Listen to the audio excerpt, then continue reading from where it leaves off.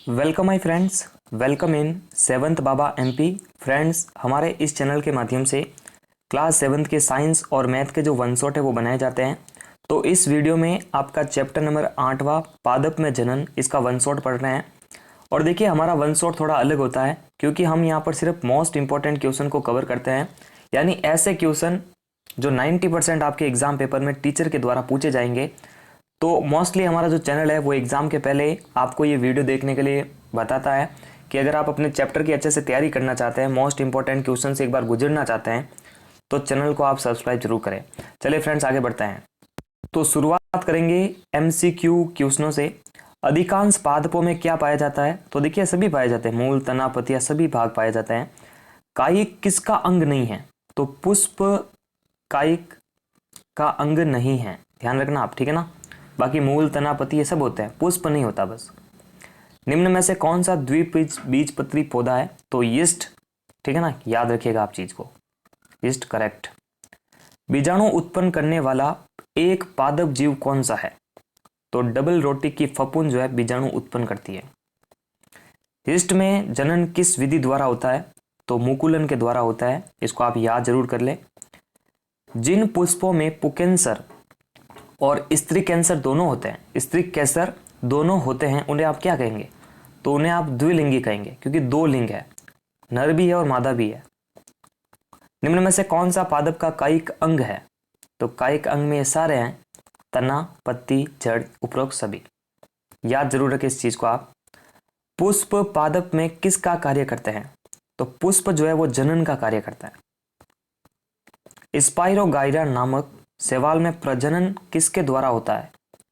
तो खंडन विधि के द्वारा होता है। नर व मादा में युग्मकों की आवश्यकता क्यों पड़ती है? ताकि लैंगिक जनन हो सके। बीजाणु उत्पन्न करने वाला एक पादप जीव कौन सा है? डबल रोटी की फफूंद। ये क्वेश्चन डबल बार रिपीट हुआ है, तो कोई बात नहीं, आप जरूर इसको याद कर ले। पादप का जनन भाग कौन सा होता है? पुष्प होता है। नर और मादा युग्मक का प्रक्रम क्या कहलाता है?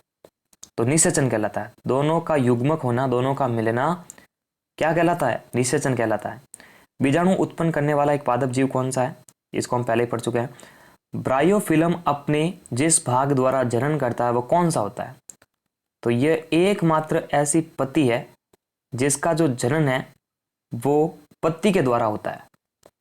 ब्रायोफिलम पत्ती के द्वारा ही जो अपना जनन करती है, ध्यान रखना इस चीज को आप, ठीक है ना। अब देखिए, यहाँ पर जो आपके एग्जाम में चित्र इंपॉर्टेंट होते हैं साइंस के अंदर, वो भी हमने आप कवर किया है। तो ये देख सकते हैं आप इस तरह से, इन चित्रों को आप अच्छे से रटे और प्रैक्टिस कर ले इनकी, ठीक है ना, क्योंकि ये मोस्ट इंपॉर्टेंट चित्र है। ये वाला तो लगभग आने वाला ही है, ऐसे ही मान लीजिए आप, ठीक है ना। ये जेंथियम का, और ये वाला भी मोस्ट इंपॉर्टेंट है, ठीक है ना। मैं जिन जिन पर स्टार लगा रहा हूँ उनको तो आप कवर करके ही जाए। और ये पत्ती का भी कभी भी पूछ लेते हैं। और फिर देखिए ये स्त्री कैंसर, पुकेंसर वगैरह। हाँ, अब प्रश्नों पे चलते हैं। कायिक अंग किसे कहते हैं? तो अधिकांश पादपों में मूल, तना, पत्तियां होती है, ये पादप के कायिक अंग कहलाते हैं। पादप में जनन कितने प्रकार से होता है? दो प्रकार से होता है, लैंगिक और अलैंगिक। लैंगिक में क्या होता है? लैंगिक में नर और मादा दोनों मिलते हैं और नए पादप बीजों से प्राप्त होते हैं, ध्यान रखना।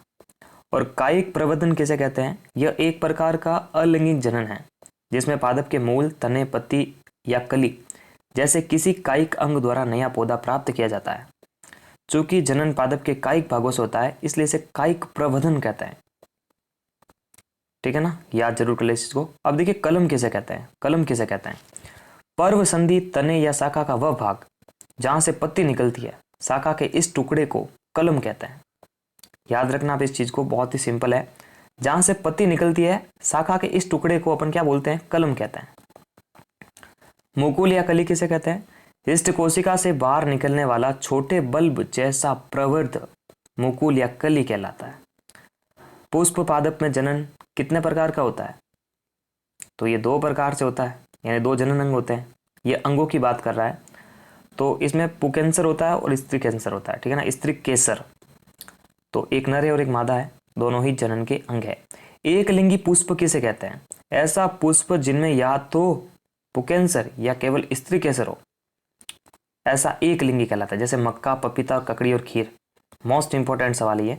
द्विलिंगी में दोनों होते हैं। और परागगण किसे कहते हैं? परागगण, कण नहीं, गण।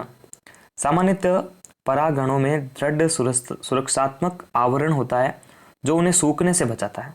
ठीक है, क्योंकि परागगण थोड़े हल्के होते हैं अतः वायु जल द्वारा बहा कर लिए जा सकते हैं।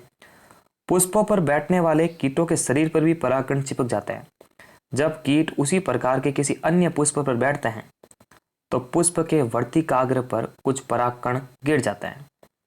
परागकणों का परागकोशों से पुष्प के वर्तिकाग्र पर स्थानांतरण ही परागगण कहलाता है। ठीक है ना, यानी जो परागकण है वो परागकोश से पुष्प के वर्तिकाग्र पर पहुंच रहे हैं, तो ये जो स्थानांतरण का विधि है वो परागण है। स्वपरागण क्या है? तो यदि परागण उसी पुष्प के वर्तिकाग्र पर हो रहा है, खुद का खुद ही पे, एक ही पुष्प का परागण उसी पुष्प के वर्तिकाग्र पर गिरे तो खुद से ही जो है परागण यानी नया पौधा बनना स्टार्ट हो जाता है। तो खुद का खुद पर ही गिरना। पर परागण क्या है कि खुद के जो परागण है वो किसी और पादप के जो है अन्य पुष्प के वर्तिकाग्र पर गिरते हैं। ठीक है ना, तो वो पर परागण होता है। युग्मनज किसे कहते हैं? नर अथवा मादा के युग्मकों के युग्म द्वारा बनी गई कोशिका का युग्मनज। नर तथा मादा युग्मकों के युग्म द्वारा बनी कोशिका, है ना, दोनों युग्म करेंगे तो युग्मन बनेगा। हाँ भाई, अलिंगिक जनन की विभिन्न विधियों का वर्णन करना है। अलिंगिक जनन की 2-3 विधियां है, जैसे कायिक प्रवर्धन है। इस प्रकार के अलिंगिक जनन में पादप के मूल तने पत्ती कली जैसे कायिक अंग द्वारा जो है नया पादप बनाया जाता है, जैसे गुलाब, बायोफ्रिलम और आलू, अदरक आदि। और मुकुलन सेकंड विधि है।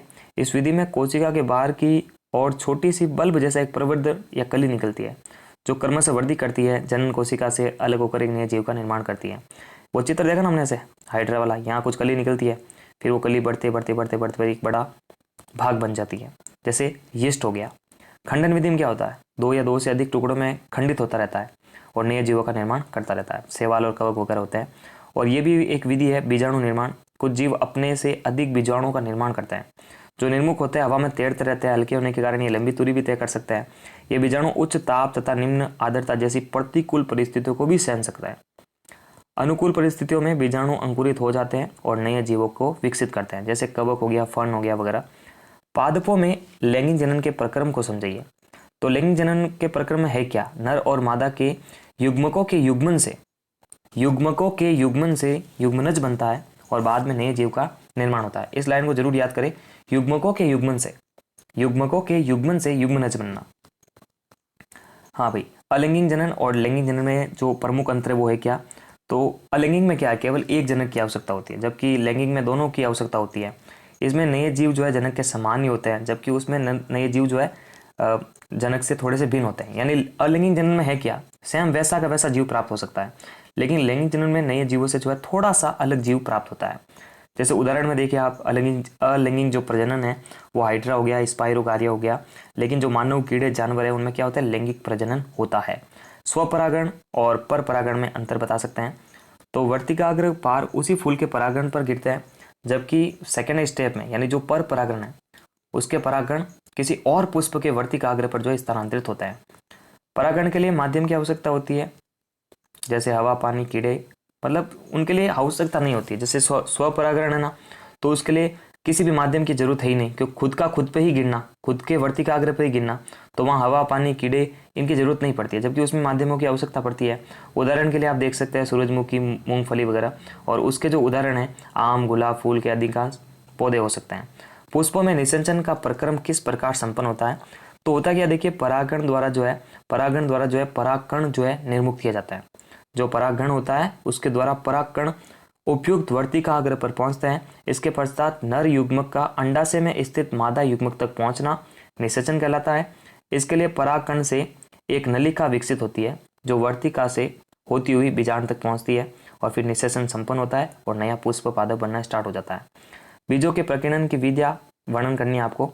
तो बीजों का प्रकीर्णन, बीज कैसे कैसे दूर जा सकते हैं, कैसे कैसे एक स्थान से दूसरे स्थान तक जा सकते हैं।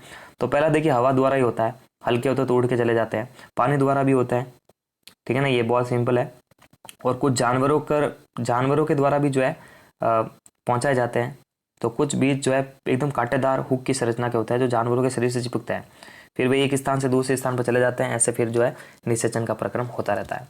तो बिल्कुल देखिए मात्र 10 मिनट के अंदर जो है हमने इस चैप्टर के सारे सवाल जो इम्पोर्टेंट है उनको पढ़ा है, और आई होप कि आपको कुछ समझ में भी आया होगा। तो मेरा कार्य था कि मैं आपको सारे वो क्वेश्चन दे दूं जो से आप एग्ज़ाम में जो है मतलब एक उम्मीद से जाते हैं कि भाई वो क्वेश्चन आपके एग्जाम में आ जाए। तो बिल्कुल आपको मिलेंगे, बस आप इस चैनल पर जुड़े रहिए, एक बार इस चैनल को फॉलो करके देखिए। Thank you friends.